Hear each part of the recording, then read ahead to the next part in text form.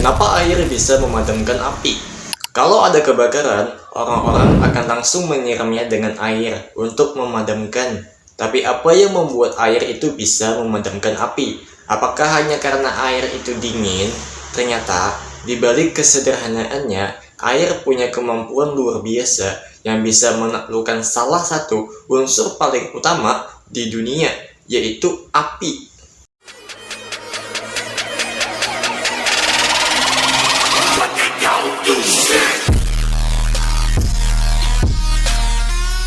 Sebelum kita membahas tentang air bisa memadamkan api, kita pahami dulu apa itu api. Api sebenarnya bukan benda ya guys, jangan salah paham. Tapi api itu sebuah reaksi kimia yang disebut reaksi pembakaran atau combustion. Reaksi ini terjadi ketika tiga unsur utama bertemu, yaitu panas untuk memulai dan mempertahankan pembakaran, yang kedua bahan bakar, sesuatu yang bisa terbakar seperti kayu atau minyak, yang ketiga oksigen, biasanya dari udara, sekitar 21% dari atmosfer. Tiga hal ini disebut segitiga api. Kalau salah satu dari tiga komponen ini dihilangkan, maka api akan padam. Nah, disinilah air berperan. Air memadamkan api dengan dua cara utama. Pertama, menurunkan suhu panas. Ketika air disiram ke api, panas dari nyala api akan membuat air itu berubah menjadi uap. Proses perubahan wujud dari cair ke gas ini butuh energi panas yang sangat besar.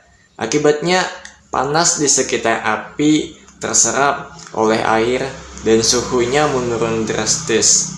Ketika air disiramkan ke api, air akan langsung menyerap panas dari api dan bahan bakar. Jika suhu turun di bawah titik nyala, reaksi pembakaran tidak bisa berlangsung lagi dan api padam. Sebagai contoh, titik nyala kayu sekitar 300 derajat Celcius. Ketika air yang bersuhu 20 hingga 30 derajat Celcius disiramkan, ia menyerap panas secara besar-besaran dan mendinginkan kayu tersebut di bawah titik nyalanya. Maka api otomatis mati. Karena panasnya hilang, api jadi kehilangan salah satu unsur segitiga apinya, yaitu panas, dan akhirnya padam. Cara kedua, air juga menghalangi oksigen agar tidak bisa mencapai bahan bakar. Ketika air menutupi permukaan benda yang terbakar, air membentuk lapisan tipis yang mencegah udara masuk. Juga uap yang ditimbulkan saat menyiram api dengan air akan menghalangi udara di sekitar. Padahal udara mengandung oksigen, dan oksigen adalah napas bagi api. Tanpa oksigen, api tidak bisa melanjutkan reaksi pembakarannya dan akhirnya mati perlahan. Jadi air tidak hanya mendinginkan, tapi juga menutup akses oksigen yang membuat api hidup. Tapi menariknya, tidak semua api bisa dipadamkan dengan air. Inilah fakta yang memang sering mengejutkan banyak orang. Misalnya kebakaran yang disebabkan oleh minyak atau bensin. Kalau kamu menyiram minyak panas dengan air, justru bisa membuat apinya menyebar lebih luas. Minyak dan bensin tidak larut dalam air dan punya massa jenis lebih ringan daripada air.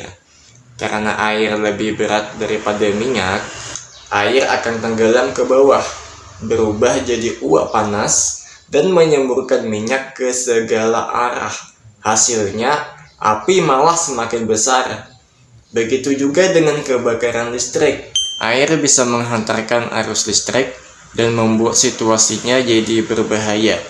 Menyiram api listrik dengan air bisa menyebabkan keyutan listrik atau malah memicu kebakaran lebih parah jika kabel konslet menyentuh air.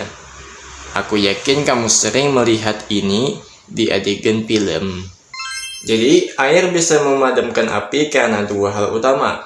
Ia menyerap panas dan memutus suplai oksigen. Tapi penting juga untuk tahu jenis api yang dihadapi sebelum menyiramnya dengan air. Di balik kesederhanaannya, air ternyata punya kekuatan ilmiah luar biasa.